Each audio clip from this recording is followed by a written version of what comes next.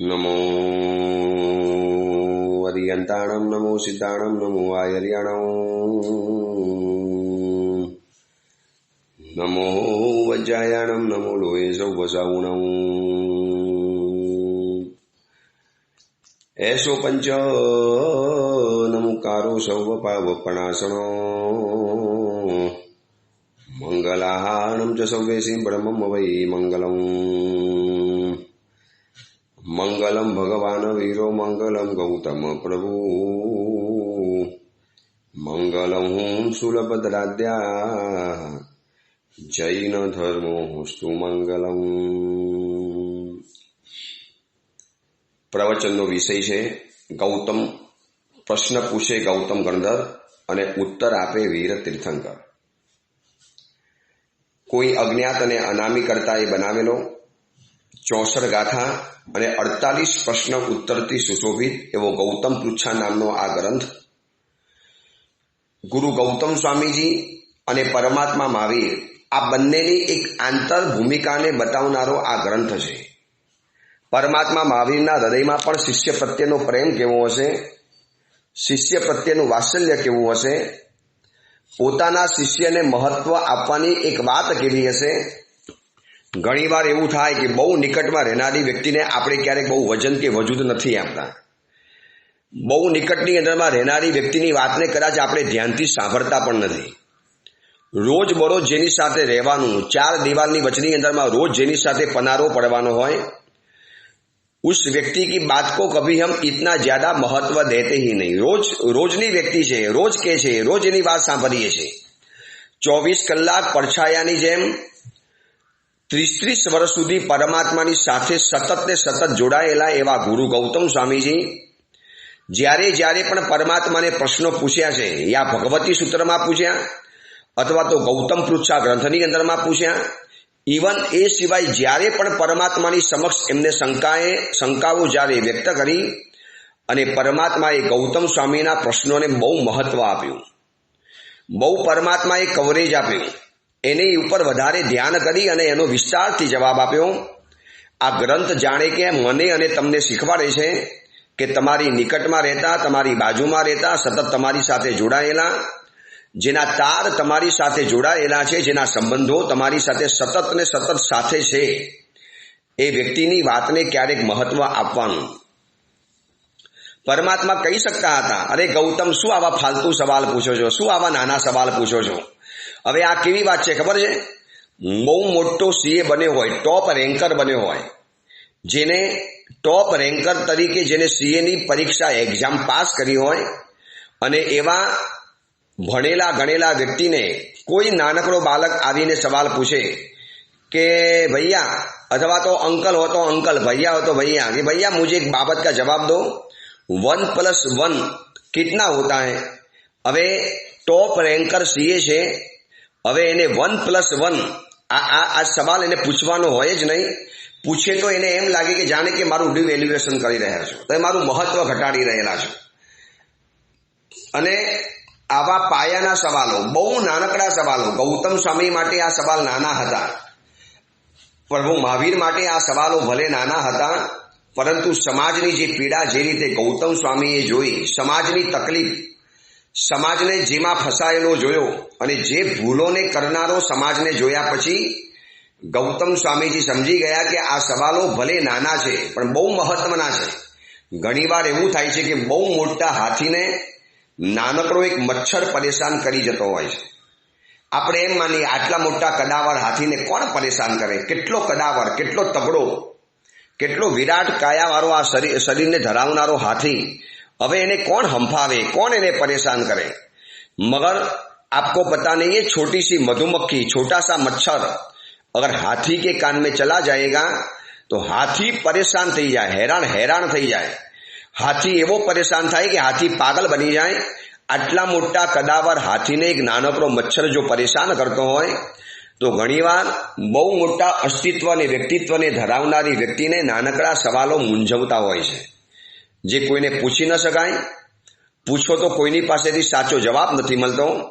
હવે કોઈ વ્યક્તિ કોકને એમ પૂછે કે ભાઈ કેમ મને જીવનની અંદરમાં આટલી બધી વસ્તુઓનો અભાવ મળે છે, કેમ હું જીવનમાં જે પણ ઈચ્છા રાખું મને મળતું જ નથી, જેની ઉપર હું આંગળી મૂકું, जिसके ऊपर मैं अंगुली रखता हूं, जेने आंगली चींदूं, जहां मैं अंगुली रखता हूं और वह चीज मेरे लिए दुर्लभ बन जाते हैं। औरों को मिली, मुझे क्यों नहीं मिली? बस आ सवाल एना मननी अंदરમાં ઘુમરાય છે। કરોડપતિ માણસને જોયો, ગાડીઓની રેલમછેલ, ભોજનોની રેલમછેલ, કપડાં તો જાણે એની ઉપર 24 કલાકમાં કદાચ 40 જાતના વસ્ત્ર એ બદલી શકે। આટલી બધી અપાર વૃદ્ધિ સમૃદ્ધિ કોઈ શ્રીમંતની જોયા પછી અભાવની અંદરમાં પીડાયેલા કોઈ વ્યક્તિના મનની અંદરમાં અફસોસ થાય, પીડા થાય અને અંદરમાંથી દુઃખ થાય, અથવા તો એ શ્રીમંત ઉપર ગુસ્સો આવે। તમને કદાચ ખબર નહીં હોય, રાજગૃહી નગરીની અંદરમાં આવો જ એક ધ્રમક હતો જે 7 દિવસનો ભૂખ્યો રહેતો હતો। પૂરી એક નગરી રે ત્યાં એક ધ્રમક વસે। અંતરાય કર્મ નિવારણ પૂજાની અંદરમાં આ દ્રષ્ટાંત બતાવેલું છે કે જ્યારે જીવનમાં અંતરાય આવે ત્યારે શું હાલત થાય છે। પરમાત્મા મહાવીર જ્યારે હાજર હતા, પરદુઃખ ભંજન શ્રેણીક રાજા જ્યારે હતા, બુદ્ધિ નિદાન અભયકુમાર મહામંત્રી જ્યારે રાજગૃહી નગરીની અંદરમાં હાજર હતા, કરોડો લોકોને ભોજન કરાવનારા ઉદાર મના શ્રેષ્ઠીઓ જ્યારે રાજગૃહી નગરીની અંદરમાં હયાત હતા, અને એ જ રાજગૃહી નગરીની અંદરમાં એક ધ્રમક હતો, ભિખારી, બિલકુલ દરિદ્રી, 7 દિવસનો ભૂખ્યો હતો। અને એમાં રાજગૃહી નગરીની અંદરમાં કોઈ મોટો મહોત્સવ આવ્યો, લોકો સુંદર વસ્ત્રો, સુંદર મજાના અલંકારો, સુંદર મજાની ખાણીપીણી કરી રાજગૃહીના 5 પર્વતના નીચેના ખુલ્લા મેદાનના ભાગની અંદરમાં એક ગેટ ટુગેધર જેવું, ઉજાણી જેવું રાખેલું હતું। હવે આ ભિખારીનો કર્મનો ઉદય જેવો, રાજગૃહી નગરીમાં કોઈ કોઈને દાન નહોતું આપતું એવું નહોતું। અરે કેટલા લોકો ઉદાર હતા। ખુદ સૈનિક રાજાએ નક્કી કર્યું કે મારા રાજ્યની અંદરમાં એક કોણ ભિખારી, દરિદ્રી કે ભૂખ્યો રહેવો ન જોઈએ, અને એ જ રાજગૃહી નગરીની અંદરમાં 7 દિવસનો ભૂખ્યો આ ધ્રમક રહેલો હતો। કેમ આવું થયું? સામેની વ્યક્તિ ખવડાવવા તૈયાર છે, આપે છે, આપનાર છે, આજ તક बहुत लोगों को दिया हुआ है, सभी को दे रहा है, मगर हम उनके तक पहुंच नहीं पाते हैं। पहुंचते हैं तो हमको वह चीज हासिल नहीं होती है, प्राप्त नहीं होती है। क्यों नहीं होती? बस एનું નામ કહેવાય છે અંતરાય કર્મ, એનું નામ કહેવાય છે અભોગીપણાની અવસ્થા। કોઈક ભવની અંદરમાં એવો અંતરાય પેદા કર્યો। હવે રાજગૃહી નગરીનો જે ભિખારી હતો, 7 દિવસનો ભૂખ્યો, એટલા બધા મનની અંદરમાં કાતિલ સંકલેશો શરૂ થયા। सब कोई खाते हैं, अकेले अकेले खा जाते हैं, मुझ जैसे किसी को कोई याद नहीं करते हैं, सबको मारना चाहिए, सबको खत्म कर देना चाहिए, सब अपनी अपनी मजा में पड़े, किसी को किसी का दुख पड़ा है। अरे भाई, આ નગરીની અંદરમાં બહુ લોકો કોકના દુઃખોને દૂર કરનારી વ્યક્તિઓ છે, મહાન શ્રેષ્ઠીઓ છે। સૈનિક રાજા પોતે તીર્થંકર પરમાત્મા બનવાનો છે, કરુણાના ધારક રહેલા છે। હવેના પછીના ત્રીજા ભવની અંદરમાં જે ખુદ તીર્થંકર બનવાના છે, હવે એની કરુણા કેવી હોય? એ તીર્થંકરનો આત્મા જ્યારે તમારા નગરની અંદરમાં રાજા છે, છતાં પણ તું ભૂખ્યો મરે છે, તો તારું પોતાનું અંતરાય કર્મ છે। પણ એ અભોગી અવસ્થા પોતાની દેખાતી નથી, પોતાની ભૂલ નથી દેખાતી, અને એને ગુસ્સો આવ્યો। રાજગૃહી પર્વતના મોટા શિખર ઉપર ચડ્યો અને મોટી શિલા લીધી, અને એ શિલાને એ ગબડાવી અને બધાને નીચેથી કચડી નાખું, બધાને ખતમ કરી નાખું, એક પણ માણસને જીવતો ન રાખું। આ કાતિલ આવેશ, ભયંકર ગુસ્સો, 7 દિવસની ભૂખનું દુઃખ, અને સામે લોકો ઉજાણી કરે, જલસા કરે, મજા કરે, ભોગ ભોગવે, સુંદર મજાના વસ્ત્રો પહેરીને લોકો માલે, હસે, અને આ ભિખારી અંદરમાંથી જલ્યા કરે। હવે પર્વત ઉપર ચડ્યો, મોટી શિલાને ગબડાવવાની શરૂઆત કરી। ગબડતી ગબડતી શિલા બરોબર એકદમ જાણે નીચે પડવા માટે આવી, ત્યાં એનું બેલેન્સ ચૂકાઈ ગયું અને શિલા નીચે પોતે જ આવી ગયો, અને રાજગૃહી નગરીના લોકોને કચડવા માટે ઉપરથી જે શિલા ગબડાવવાનો હતો એની ઉપરથી જ ફરી વળી ખુદ કે ઉપર શિલા આ ગઈ। અને ઇતિહાસ કહે છે કે ભયંકર સંકલિત અવસ્થાની અંદરમાં શિલા નીચે કચડાઈ ગયો અને મરીને 7મી નરકની અંદરમાં રવાના થઈ ગયો। અંતરાય કર્મની પૂજાની અંદરમાં આ શબ્દ લખ્યા છે, પૂરી એક નગરી રે ધ્રમક ત્યાં વસે। આ રાજગૃહી નગરીની અંદરમાં રહેનારો ધ્રમક, એને અંતરાય કર્મ ઉદયમાં કેમ આવ્યું? કેમ આવું અભોગી અવસ્થા આવી? દેખો, આપનારા હતા, ઘણા લોકોને આપ્યું પણ છે। અરે તીર્થંકર પરમાત્મા સ્વયં હાજરા હજુર છે। તીર્થંકર બનનારા સૈનિક જેવો રાજા, નગરનો રાજા છે, અને એ નગરની અંદરમાં અનેક કોટિયાધિપતિ શ્રેષ્ઠીઓ ઉદાર મના રહેલા છે, છતાં પણ એ બધી સગવડ એના સુધી કેમ ન પહોંચી? કેમ એ વંચિત રહી ગયો? કેમ એને સગવડો ન મળી? બસ એનું નામ છે અભોગી અવસ્થા. અને આવી અભોગી અવસ્થા જ્યારે ઉદયમાં આવે ત્યારે હવે જો આપણને એના કારણો ખબર ન હોય, આપણને એના રીઝન ખબર ન હોય, તો એવા સમયમાં કેટલા બધું આર્ત ધ્યાન થાય. દુનિયા બધાને જલસા મળે, મને કેમ ન મળે? બધાને આ દિવાળીમાં સારા કપડાં પહેરવા માટે મળવાના, મને જ નહીં મળવાના? બધાના ઘરની અંદરમાં મીઠાઈના ટોપલા જવાના, કરંડિયાઓ જવાના, ફ્રૂટ્સના પેકેટ જવાના, ડ્રાયફ્રૂટના પેકેટ જવાના, અને મને કશું જ નહીં મળવાનું? દુનિયા બદમાશ છે, 420 છે, દુનિયા નકામી છે, દુનિયાને ખતમ કરી નાખવી જોઈએ, દુનિયા સ્વાર્થી છે, સેલ્ફિશ છે. આવા બધા વિચારો મનમાં તો જ આવે જો આપણે ગૌતમ પૃચ્છા ગ્રંથનો આ સવાલ ન જાણ્યો હોય તો. અને આ પીડાને જોઈને જ ગુરુ ગૌતમ સ્વામીજીએ પરમાત્માની સમક્ષ રજૂઆત કરી કે પ્રભુ, કયું એવું કર્મ છે કે જે જીવને અભોગી બનાવે છે, ભોગ રહિત બનાવે છે? મળેલા ભોગોને ભોગવી નથી શકતો, અથવા તો ભોગ મળતા જ નથી. બે અवस्था છે અભોગી અवस्थામાં. યા ભોગ મિલતે નહીં है, या मिलने के बावजूद आप इसका उपयोग, તમે એનો યુઝ ન કરી શકો, તમે એને વાપરી ન શકો, તમારી પાસે વાપરવાની શક્તિ જ ખતમ થઈ ગઈ છે. આ બંને અભોગી અવસ્થા છે. આવું કેમ થયું? બસ એના રીઝનમાં, એના મૂળની અંદરમાં જાઓ. કોઈ પણ વૃક્ષ ટક્યું છે એના મૂળના કારણે. એમ જીવનમાં દુઃખોના વૃક્ષ ઉગ્યા છે, એનું મૂળ આપણે પેદા કર્યું. આપણે જ કોઈ ભાવમાં ભૂલ કરી, અને એ જ ભૂલ કરવાના કારણે આપણે જીવનમાં હેરાન પરેશાન થયા. હવે પરમાત્માએ પહેલું કારણ એ બતાવ્યું કે જે વ્યક્તિ પોતાની વસ્તુ કોઈને આપતો નથી, આ પહેલું રીઝન આપણે વિસ્તારથી જોયું. બીજા નંબરનું રીઝન પણ આપણે બહુ વિસ્તારથી જોયું, લાંબા વિસ્તારથી જોયું, કે વળી કોઈને આપેલી વસ્તુ એ પાછી આપતો નથી, રિટર્ન નથી કરતો. કોકની પાસેથી વસ્તુ લીધી, તમારે રિટર્ન કરવી પડે, એને પાછી પહોંચાડવી પડે, આભાર સાથે, ધન્યવાદ સાથે. વિધ ધન્યવાદ, ભાઈ આભાર, તમે મને આ સહાય કરી, બહુ ધન્યવાદ, છેલ્લો આ તમારી ચીજ તમને પાછી આપું છું. તો પેલી વ્યક્તિને ફરીવાર આપવાનું પણ મન થાય. આ તો પડાવી લેવાની વાત, ઝૂંટવી લેવાની વાત, હથિયા લેવાની વાત. ક્યારે એ વસ્તુ એનો પોતે માલિક બની જાય? પેલા એ દયાથી આપી અને તમે એને પાછી પણ નહીં પહોંચાડો. એની ગાડી, એના વસ્ત્ર, એના અલંકાર, એની ભોજનની સામગ્રી, એના ઉછીના લીધેલા પૈસા. અને 90% સમાજ કોઈક જગ્યાએ ફસાયેલા પૈસાથી પીડિત છે. તમે કોકના પૈસા દબાવ્યા છે, યા તમારા પૈસા કોકે દબાવેલા છે. હવે આ બધી અવસ્થા કેમ થઈ?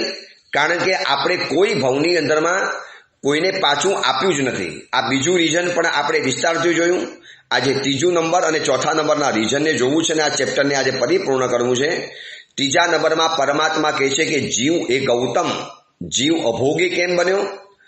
જીવ ભોગ રહિત કેમ બન્યો? જીવ સૌભાગ્ય વગરનો કેમ બન્યો? એ પોતાના જીવનની અંદરમાં મળેલી સગવડોને ભોગવી કેમ ન શક્યો? કારણ કે બીજાને કોઈ આપતું હોય તો એને ઘણીવાર ના પાડી છે, માટે એને અંતરાય ઉભો થયો છે. स्वयं देना नहीं है और कोई किसी को दे रहा है, તો તને વચમાં શું તકલીફ પડે છે? એ જોનાર વ્યક્તિને એમ થાય, હાય હાય, આટલું બધું લઈ જવાનું, આટલું બધું એને આપી દેવાનું. પછી એને કહેવા મળી જશે, ભાઈ આટલું નથી આપવા જેવું, આ વ્યક્તિને કશું નથી આપવા જેવું, આ વ્યક્તિને હું જાણું છું, જવા દો, નથી કશું આપવા જેવું. આવું છે ને કદાચ આપણા મનની અંદરમાં થતું હોય. હું તમને હમણાં રિસન્ટલી વાત કરું, અમે ભટાર શ્રી સંઘની અંદરમાં અત્યારે ચોમાસું છીએ. આ સંઘની અંદરમાંથી એક વ્યક્તિ એવી મળી કે જે વ્યક્તિને માત્ર 20,000 રૂપિયાની ખૂબ જરૂરિયાત હતી, અત્યંત જરૂરિયાત. અને માણસ જેન્યુન, માણસ સારો.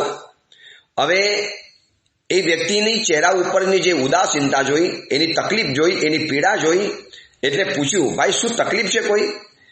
આટલા બધા તમે કેમ માયુસ છો? આટલા બધા દુઃખી કેમ છો? ગુરુદેવ 20,000 રૂપિયાની તાત્કાલિક જરૂરિયાત છે. અને એ માણસ એટલે બહુ મધ્યમ, બહુ સાધારણ માણસ, બહુ સાધારણ. એટલે તમે સાધારણ એટલે સમજી જાઓ કે કદાચ એને રોજની કમાણી કરીને રોજનું ખાવાનું, આ એની હાલત. પછી પૂછ્યું એને કે શું કારણ જોઈએ તારે? 20,000 રૂપિયા જ કેમ જોઈએ? શું કારણ શું? એને જે કારણ બતાવ્યું, કે જે એને કારણ બતાવ્યું, કારણ મારે બતાવવું નથી, મને લાગ્યું કે આ માણસ જેન્યુન છે. એટલે પછી મેં જે એક આગળ પડતા માણસ હતા એને વાત કરી કે ભાઈ આને આટલા પૈસા આપવા જેવા છે. ગુરુદેવ રહેવા દો, નથી આપવા જેવા. દર વખતે પૈસા માગે, પછી પાછો નથી આપતો, પછી આ તકલીફની અંદરમાં છે, આજે આ તકલીફ છે, આજે આ તકલીફ છે. માણસ તો સારો છે ને ગુરુદેવ, માણસ બહુ સારો, માણસ ખરેખર જેન્યુન છે, પણ કેટલી વાર પૈસા આપવાના? અમે પણ ઘણી વાર ખબર પડે પછી અમે કહીએ કે ભાઈ હવે સમજીને પૈસા આપજો. હવે તમને ખબર છે મેં કોઈક સાવક દ્વારા એને પૈસા અપાવી પણ દીધા, એની વ્યવસ્થા કરાવી પણ દીધી અને એની તકલીફને સમજીને કદાચ એનું દુઃખ દૂર પણ કરી દીધું. મને એ પણ ખબર છે કે અપાયેલા પૈસા કદાચ પાછા આવશે કે નહીં આવે એ પણ મને ખબર નથી. પરંતુ એવા કોઈ સાવકોની ઓફર હોય છે, ગુરુદેવ આવું કોઈ પણ કામકાજ હોય તો ગુરુદેવ અમને યાદ કરવાના, અમને આવો લાભ આપી દેવાનો. અને મેં સાવક દ્વારા એને પૈસા અપાવી પણ દીધા, એના ચહેરા ઉપરની ખુશી અને હાસ્ય જોઈ પણ લીધું. હવે વાત એટલી છે કે આવી રીતે કોઈક વ્યક્તિને કોઈક આપતું હોય તો બીજી વ્યક્તિ વચની અંદરમાં આવીને ફાચર મારતી હોય, નથી આપવા જેવું. પછી એ કન્યા બાબતનું પણ હોય, છોકરા બાબતનું પણ હોય. હવે કોઈ સારા પરિવારની અંદરમાં સારી કન્યા ગોઠવાતી હોય,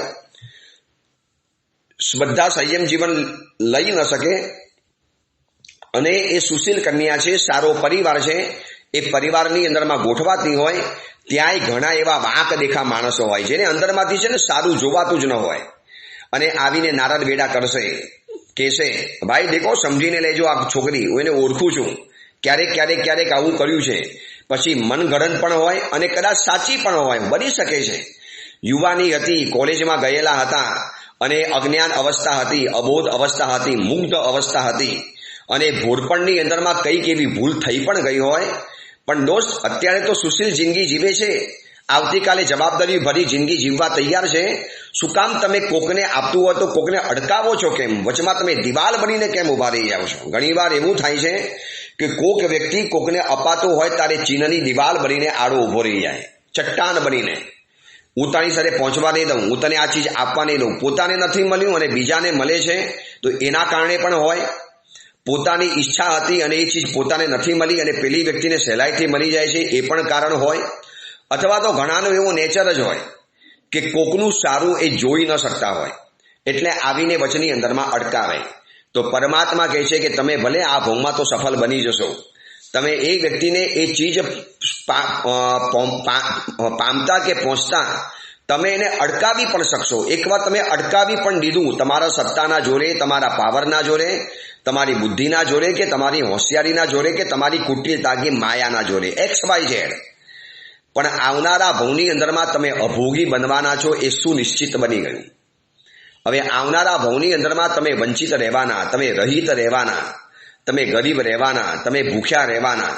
તમને એ ચીજ નહીં મળી શકે. પછી તમે રડશો, આજીજી કરશો, આટલો બધો ધર્મ કરું છતાં પણ મને જીવનમાં કેમ અંતરાય નડે છે? દોષ નડે છે કારણ કે ગયા ભવની અંદરમાં પરમાત્માએ બતાવેલા કારણોનું તે સેવન કરેલું છે. યા તે કોઈને આપ્યું જ નથી, અથવા તો આપેલું તે કોઈને રિટર્ન કર્યું નથી, અથવા તો કોઈક ત્રીજી વ્યક્તિ કોકને આપે છે ત્યારે તે એને આપવા દીધું નથી, તેને ના પાડી છે, ના પાડી દીધી ઘસીને. બીજાને કોઈ આપતું હોય તો એને ના પાડી દીધી, બા દોસ્ત મત દે, નહીં દેને જैसा है, जाने दे, मैं पहचानता हूं तेरे पैसा वापस नहीं आएगा, मैं जानता हूं ना यार इस जमाने में किसी को पैसे की सहाय करने की जरूरत नहीं है, कोई किसी पे भरोसा करने जैसा नहीं है. હવે માનો હવે 20,000 25,000 જેવી રકમ માટે કોઈ વ્યક્તિ બચારો જ્યારે રડતો હોય, એ મે બી પોસિબલ છે કે કદાચ પૈસા ન પણ આવે, કદાચ ડૂબી પણ જાય, કદાચ નકામા પણ જાય. પણ હવે આપનારી વ્યક્તિ જાણે, લેનારી વ્યક્તિ જાણે. હા એવું હોય ને, બહુ મોટી રકમ હોય અને તમને બરોબર જેન્યુન લાગતું હોય અને આ વ્યક્તિને કદાચ ખબર ન હોય તો તમે સૂચના અને સલાહના સ્વરની અંદરમાં એને ખાલી ચેતવી શકો છો, દોસ્ત સહાય કરે છે, બહુ ધન્યવાદ છે, તારું નેચર છે, તું બધાના દુઃખોમાં પડખે ઊભો રહે છે. પરંતુ દોસ્ત આટલું જરા સમજીને કરવા જેવું છે. એકવાર ખાલી શાંતિથી વિચારી લેજે. ન આપતો એ રીતે નહીં, પરંતુ જરા સાવધાન રહેવા જેવું છે. આ વ્યક્તિને માગવાની વૃત્તિ છે, આ વ્યક્તિ આવી રીતે બીજાને ઠગે છે. આવા 2-4 કિસ્સા મેં જોયા છે. પછી દોસ્ત તું સમજીને આગળ વધજે. એને કહેવાની પણ એક રીત અલગ હોય, પણ તમે સમજ્યા ને, ઈર્ષાવશ, જેલસીવશ અથવા તો નેચરવશ, પોતાનો નેચર જ એવો બની ગયો, સ્વભાવ જ એવો હોવી જાય કે બીજાનું સારું જોઈ ન શકે, ખમી ન શકે અને વારંવાર એને અટકાવતો હોય. તો આવનારા ભવની અંદરમાં આપણે પણ એવા પ્રકારના અંતરાયના ભાગી બની શકીએ છીએ. આ પરમાત્માએ 3જા નંબરનું કારણ બતાવ્યું છે.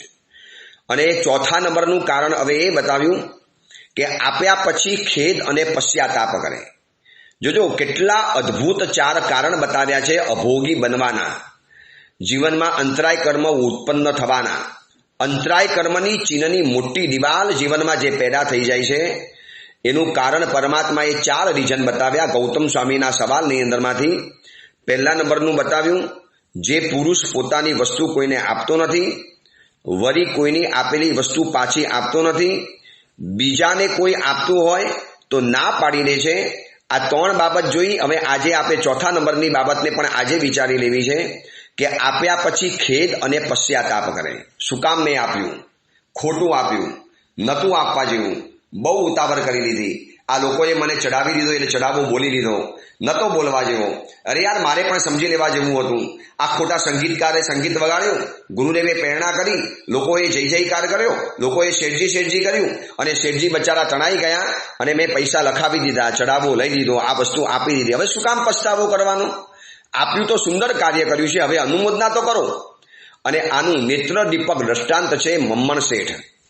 જોજો, સૈનિક રાજાના દરબારની અંદરમાં ન હોય એવા હીરા, માણેક, મોતી, પન્ના, રત્ન અને ઐશ્વર્ય અને વૈભવ મમ્મણ શેઠના ઘરની અંદરમાં હતા. સૈનિક રાજા જોઈને આભા બની ગયા, છક બન ગયા. સૈનિક રાજા સ્તબ્ધ રહે ગયા. અરે યાર, क्या इसके घर पे संपत्ति है, मेरे पास भी ऐसी नहीं है. છતાં પણ તમને કહું, મમ્મણ શેઠે જિંદગી ભર સુધી ફાટેલા કપડા, એ પણ માત્ર પોતળી, ગાંધી બાપુની પોતળી હતી એવી પોતળી પહેરી છે, ઉપર ફાટેલું શર્ટ પહેર્યું છે. જિંદગી ભર માટે વાલ અને ચોરા અને તેલ ખાધું છે. ન ઘી, ન મીઠાઈ, ન ફરસાણ, ન ફ્રૂટ, ન કોઈ ખાવાની વેરાયટી, કોઈ કહેતા કોઈ નહીં. જિંદગી ભર ક્યારે ફરવા નથી ગયો, કોઈ મોસોક નથી કર્યા, કોઈ કાર નથી લાવ્યો, કોઈ રથ નથી લાવ્યો, હાથી ઘોડા નથી લાવ્યો. એ સમયના પ્રમાણે ન હાથી, ન ઘોડા, ન રથ. ધારત તો સૈનિક કરતા પણ મોટો મહેલ બનાવી શકતા હતા. ધારત તો સૈનિક રાજા કરતા પણ વધુ સુખ સુવિધા ભોગવી શકતા હતા. પરંતુ ઇતિહાસ કહે છે કે એક મગધના સમ્રાટ કરતા પણ વિપુલ સંપત્તિનો માલિક બનેલો આ મમ્મણ શેઠ જિંદગીભર અભોગી અવસ્થાની અંદરમાં રહ્યો, ભોગને ભોગવી પણ ન શક્યો. ન દાન કર્યું, ન ઉપયોગ કર્યો, ન વપરાશ કર્યો, ન ખાધું, ન ખાવા દીધું, ન મીઠાઈ ખાધી, ન ફરસાણ ખાધા, ન સુંદર વસ્ત્ર પહેર્યા, ન બહારગામ ફરવા ગયો, ન ક્યારે ટાપટીપ કરી, ન ક્યારે રાજચીલું કર્યું. જિંદગીમાં એક પણ સુવિધા એને ભોગવી નથી, અબજો રૂપિયા હોવા છતાં પણ. કેમ આવું થયું? કારણ કે ગયા ભવની અંદરમાં દાન દીધા પછી એને પસ્તાવો કર્યો છે. મુનિને મોદક પડી લાભી, પછી કીધી ઘણી નિંદ નારેલાલ. અંતરાય કર્મની પૂજાની અંદરમાં શુભવીર વિજયજી મહારાજા લખે છે કે મુનિને મોદક વોરાવ્યો, લડ્ડુ વેરાયા મુનિકો. મુનિને મોદક પડી લાભી, પછી કીધી ઘણી નિંદ નારેલાલ. પછી એને પસ્તાવો કર્યો, ખોટું વોરાવ્યું, નતું વોરાવા જેવું. આટલો સરસ મજાનો લાડવો અને મેં મહાત્માને વોરાવી દીધો. અરે આ તો મારે ખાવા જેવો હતો, શું કામ મેં આટલી બધી જલ્દબાજી કરી લીધી, આવી ઉતાવળ નથી કરવા જેવી. અરે ઓલાએ દોસ્તે આવીને કીધું, અરે આ લડ્ડુ ખાયા કે નહીં ખાયા, દેખ એક છોટા સા કંચક ક્યાં લડ્ડુ બનાયા હૈ. અને ઓલાએ જ્યારે લાડવો ચાખ્યો ને અને એને થયું અરર. હવે ઓલો માણસ એને જોજો, આ છે ને 3જા નંબરનું કારણનું સેવન કરે છે ઓલો એનો મિત્ર. પૂરા લડ્ડુ વેરાના चाहिए, आधा वेराना चाहिए यार. महात्मा को और भी जगह से मिल सकता था, तुझे कहां से मिलेगा, જા વાપસ જા, લડ્ડુ વાપસ માંગ લે. હવે જોજો ઓલાએ સલાહ આપી, ખોટી સલાહ. અને આ મમ્મણના જીવે સલાહને માની લીધી. પહેલા તો લાડુ બહુ પ્રેમથી વોરાવેલો, બહુ ભાવથી વોરાવેલો, પોતે સ્વત इच्छाથી वोरावेलो, कोई किसी ने बलजबरी नहीं करी थी, खुद अपनी इच्छा से लड्डू वेराया था. मगर कोई व्यक्ति ने आकर एक पछतावा की आग, अफसोस की आग लगा गया जीवन के अंदर. घणी व्यक्तिओ जीवन में आवे, શું કામ ચડાવો બોલો છો सेठजी, આટલી બધી ઉતાવળ કરવાની. बेटी का ब्याह बाकी है, बेटे को पढ़ाने का बाकी है, अभी आपने खुद का घर भी नहीं लिया है, क्या इतना जल्दबाजी हो गया, छड़ी पाली संग निकाल लिया, उद्यान करा लिया, चातुर्मास करा लिया, ये चढ़ावा ले लिया. अरे कोई એમ કહેવા નહીં આવે, સાહેબ બહુ સરસ કર્યું, બહુ ધન્યવાદ. શું તમારી હિંમત છે, તમારું ખુદનું ઘર નથી છતાં તમે આવો ચડાવો લો છો. ચિંતા નહીં કરો, આ પુણ્ય તમારું એવું વસશે, તમારા જીવનના બધા જ દરદાર ફેરી નાખવાના. डोंट वरी, कोई चिंता मत करो, मैं आपके साथ में हूं. आपके जैसी हिम्मत कोई भी नहीं दिखा सकता. એને હોસલો વધારવાનો, એને પુશઅપ કરવાનું કે એને પ્રોત્સાહન વધારવાનું વાત દૂર રહી, ઉલટાનું એને મનની અંદરમાં પસ્તાવો થાય એવા શબ્દો બોલતા જાય. અને એ વ્યક્તિને એમ લાગે કે જાણે કે મેં ધર્મ કર્યો અને જાણે કોઈક મોટો ગુનો કરી નાખ્યો છે. અને એ વ્યક્તિમાં અક્કલ ન હોય અને જો પોતે પસ્તાવો કરે તો પરમાત્મા કહે છે કે આવનારા ભવની અંદરમાં મમ્મણ શેઠની જેમ અભોગી બનવું પડશે. દાન આપ્યું એટલે પુણ્ય તો બંધાયું. મુનિને મોદક વોરાવ્યો, ભાવ સાથે વોરાવ્યો, માસક શ્રમણવાળા મુનિને વોરાવ્યો એટલે પુણ્ય તો બંધાઈ ગયું. પુણ્ય એવું બંધાયું કે પરમાત્મા મહાવીર રાજગૃહી નગરીની અંદરમાં હતા, એ જ રાજગૃહીની અંદરમાં એને જન્મ મળ્યો. વિચારજો, પરમાત્મા મહાવીરે જે નાલંદા પાડામાં 14 ચોમાસા કર્યા, એ જ નાલંદા પાડાના રીચ એરિયાની અંદરમાં મમ્મણનો બંગલો હતો, મહેલ હતો. પ્રભુ વારંવાર 14 ચોમાસા કર્યા છે, પરંતુ શું હાલત થઈ છે મમ્મણની? એક પણ દિવસ પ્રભુના પ્રવચનની અંદરમાં મમ્મણ શેઠ હાજર રહ્યા નથી, એક પણ દિવસ. અને પરમાત્માના એક ચોમાસા નહીં, 14 ચોમાસા થયા છે. આ અપેક્ષાએ વિચારીએ તો એક ચોમાસાની અંદરમાં 120 દિવસ હોય. દર 3 વર્ષે 4 વર્ષે એક મહિનો અધિક આવે, જેમ આવનારા વર્ષમાં આવવાનો છે, એટલે એ ચોમાસું 5 મહિનાનું થયું. હવે તમે હિસાબ ગણી લો, 14 ચોમાસા, એક ચોમાસાના દિવસ 120 દિવસ, આ ખાલી શેષકાળની વાત કરું છું. એટલે મારા હિસાબે 1800 થી 2000 દિવસ તો પ્રભુ ખાલી ચોમાસાના રાજગૃહ નગરીની અંદરમાં રહ્યા. એ સિવાય શેષકાળમાં તો પ્રભુએ વારંવાર વિચરણ કર્યું છે રાજગૃહી નગરીમાં. પ્રભુની વિચરણ ભૂમિ હતી, પ્રભુની વિહાર ભૂમિ હતી. મારા હિસાબે ઓછામાં ઓછા 3 થી 4000 દિવસ પરમાત્માએ રાજગૃહી નગરીની અંદરમાં પસાર કર્યા છે. છતાં પણ આ મમ્મણને ક્યારે પરમાત્માની સમક્ષ ઉપસ્થિત થવાનું મન ન થયું. જોજન ગામેની વાણી વહેતી હોય, મધુર માલકોશની અંદરમાં પ્રભુની દેશના વહેતી હોય, કરોડો દેવી દેવતાઓ, 64 ઇન્દ્રો, આ બધા જ પરમાત્માની દેશના સાંભળવા માટે ભાગ્યા આવતા હોય. સૈનિક રાજા ખુદ સવારી લઈને આવતા હોય, અભયકુમાર મહામંત્રી દેશનાઓ સાંભળતા હોય. જે રાજગૃહી નગરીની અંદરમાં શાલીભદ્રની દીક્ષા થઈ, જે રાજગૃહી નગરીમાં પુણ્યનો મેરુ પર્વત એવા ધન્યકુમારની દીક્ષા થઈ. આટલા બધા પ્રોગ્રામો થયેલા હશે.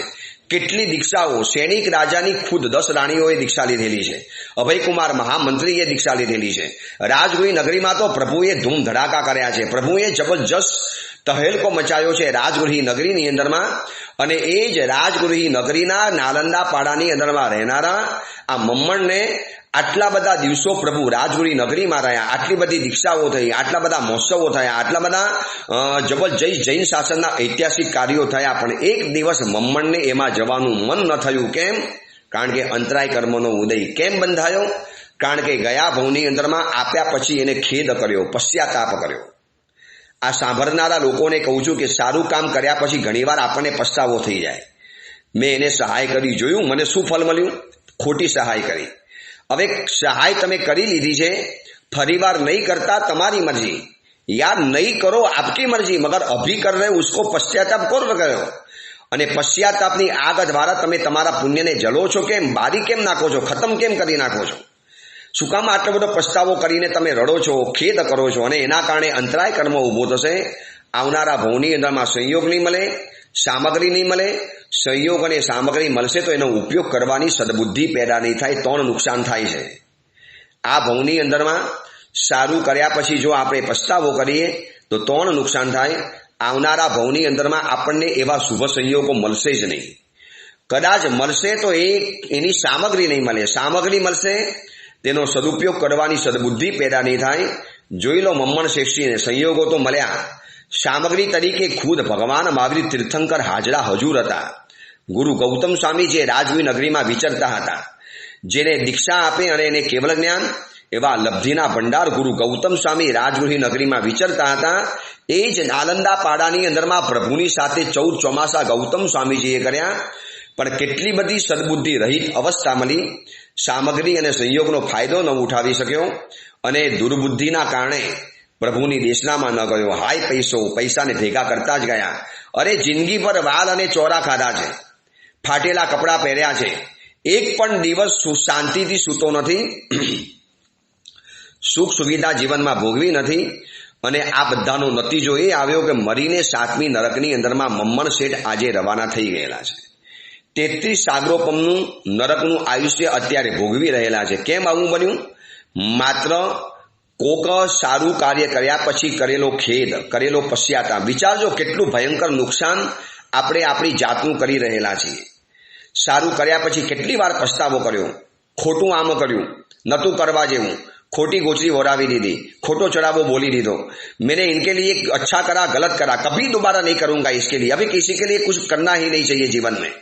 हाँ, एक कोई सारो माणस होय, सज्जन माणस होय અને કોકના માટે એને સારું કર્યું અને સારું કર્યા પછી એને સામે બદલાની અંદરમાં એવો સારો પ્રતિભાવ ન મળ્યો, એવો સારો રિસ્પોન્સ ન મળ્યો, આપવો જોઈએ રિસ્પોન્સ પણ ન મળ્યો।